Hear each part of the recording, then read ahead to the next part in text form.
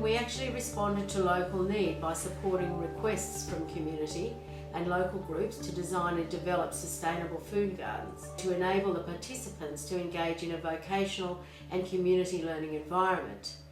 Through appreciative inquiry in local communities, we collaborated in partnership with both councils, schools and community groups to develop intergenerational place-based programs.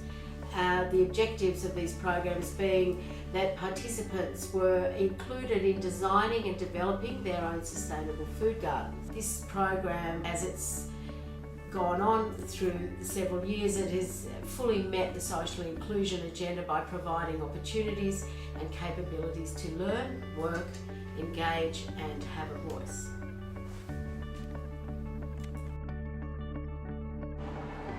What also has been important to develop a culture change of sustainability is in spending and business cases is the criteria of looking at what will new equipment be in terms of cost to the environment and how it contributes to sustainability.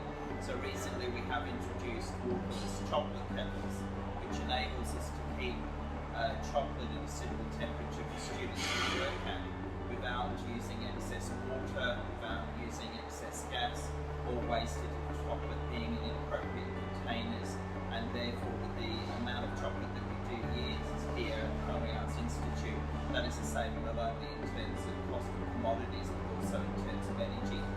Another initiative to reduce resource costs has been the introduction of hospitalityclass.com, which is a Moodle that students can access in and outside the classroom, which also has many contributions in terms of learning, but also in terms of the reduction in printing costs. We're getting across internationally to all the other Port and Blue schools too that are coming online with that, and we're trying to encourage sustainability across the board.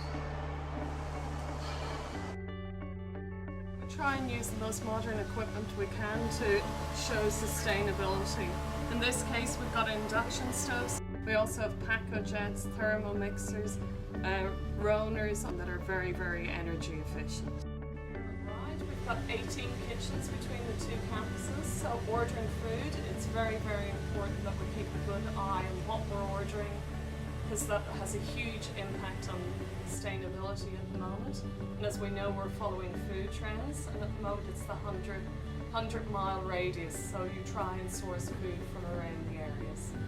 Yeah, what we also did with Northern Sydney Institute, TAFE New South Wales and Le Cordon Bleu was had a 2-day professional development, and the focus of the professional development was the sustainable organisation, and this was a great opportunity about 2 organisations working with their respective teams and stakeholders about how as a joint partnership we move forward sustainably. Teachers and the chef lecturers looked at what are some key measures and indicators that we should be working towards, what are short, medium and longer term actions that we could engage in.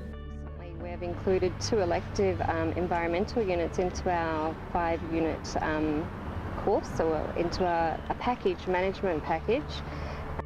They're taught holistically. They choose one of their workplaces to do their assessment. Their assessment is about innovation and improvement in the business. We try and get them to focus on sustainability.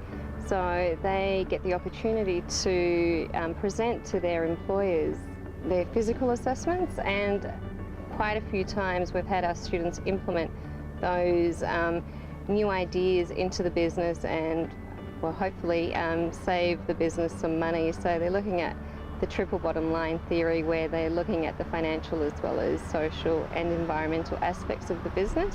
They're part of that management block, and I call it the Enviro block, to give our students an edge, that they're able to go out into industry, into their workplace, and have new ideas and not be seen to be boxed, so they can look outside the square and do different things that gives them the edge, I guess. Mm-hmm. So, and it also gives our institute the edge. I was able to attend the BSA, the Business Sustainability Assessment, at the end of last year, and I also applied for the graduate certificate in vocational education for sustainability with Swinburne, and I was fortunate enough to have been chosen for that program.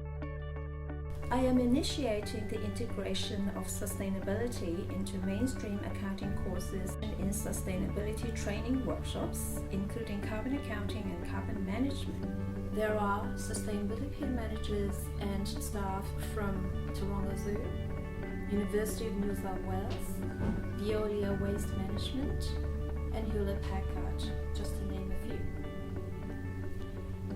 Many of the participants have taken the skills of carbon accounting back to their organizations and incorporated the carbon inventory that they have developed into the sustainability strategies in their workplace. The Grid Connect program came about from a request from industry in regards to wanting a short, quick program to allow the installers to be able to do the program flexibly and get the units that they required to get Clean Energy Council accreditation so that their customers could get the rebate on the solar panels. It was developed with direct industry input and was put together within 3 months, which is very exciting and very quick, and to ensure that we were responsive. And the pilot program was meant to have 15 people and ended up having 60, which in 2 months was pretty good achievement. The program allowed, rather than 120 hours of face-to-face training, it allowed them to do it online in their own time, and 3 days practical. So it was a direct response to an industry request, and it met a very big need at the time, and we were very excited about it. A critical aspect of this project is student involvement. So it really is a hub of sustainability learning, and another advantage of the project is that it's an actual work site demonstrating sustainability principles and passive solar design. This wasn't a project about building a structure as much as making sure that the learning was relevant to the programs that the students were doing. The architectural students designed the building to allow crossflow ventilation, maximum light, natural light, and we also then we had the carpentry students come in, all this fits into their syllabus and their training so that we don't interrupt their learning and we're not interrupting what the employer wants us to do. So we have to do it slowly. For example, in the next few days, the students who are doing install flooring will come up and put the bamboo floor here. The sections that have been involved were architectural students, electrical students, carpentry students, plumbing students from the other NSI College Meadowbank. Every possible thing to be environmentally friendly and economical was incorporated in this building. The students have seen it all. They can take this back to their employer. They can put this out in industry that it isn't expensive to build environmentally friendly. We partnered with Northern Sydney Institute to really come up with a program that would role model environmentally sustainable work practices, both at home and at work, in fact, for our community. So it was a great initiative. And what would you say was unique about the Green with Envy program? Well, the flexibility on one side, the ability to learn at a time which was convenient to our staff. Also the case studies, they were really specific to our organisation, so people could really see for themselves how these practices were being implemented, and they had conversations, if you like, from our own staff members in the programme itself. It was our first foray into e-learning, and moving forward we've actually taken on board a fairly simple software tool to roll out our orientations, and in the future we're also going to take on a learning management system and have alternate software tools to develop even more advanced programs for our specific needs. I think yourself, Sue, and Janet have just been absolutely supportive all the way, not only through the registration process but also through the learning process. You know, having that voice there to talk to over the phone when you want to just talk out a few issues has been great, and even having you come in and demonstrate the programme to our managers, our senior managers, to show the benefits, I think it's just been fabulous. Okay, I'm just going to tell you about my experience with the Green with Envy for construction project. I started with North Sydney Institute as a graduate. I was designing this course. So I worked off an original course for Green with NB for local councils, so it's an excellent sustainability course targeting local councils. So I was supported in beginning the development process of this course.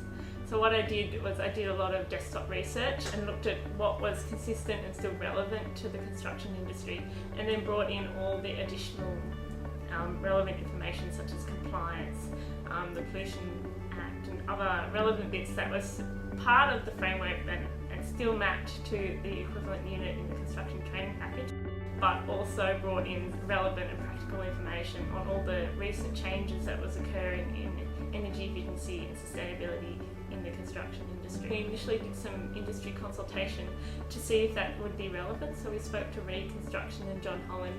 The feedback was that they were quite interested in the compliance side, as that was a strong driver for them. So we ensured that we've got still what we wanted in there in terms of energy efficiency, but customised also to their needs. I wrote and developed the course content.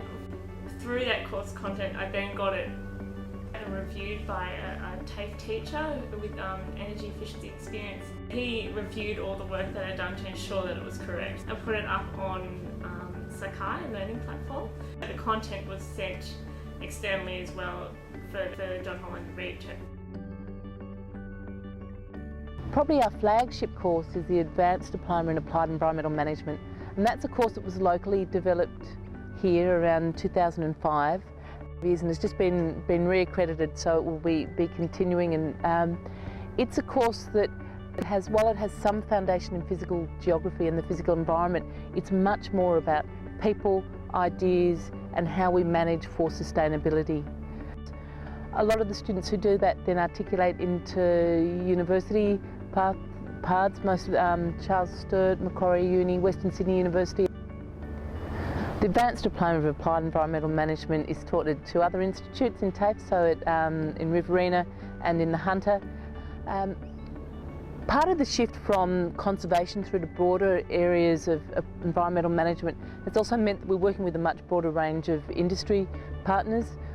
I've been successful earlier this year in getting a Premier's TAFE scholarship, and the Premier's TAFE scholarship is for me to look at that link between industry and RTOs, so particularly TAFE, and how other mediators like councils or industry bodies really help as us as a society move to a more sustainable operations. In particular, I'm going to spend some time in Cornwall on my scholarship, and I'm off to a place called the Eden Project. The Eden Project has worked with a group called the Green Foundation, and they're looking at how they can shift their businesses into to live, survive and thrive in a low carbon economy. So I'll be looking at that and hoping that I can bring back some interesting models for us.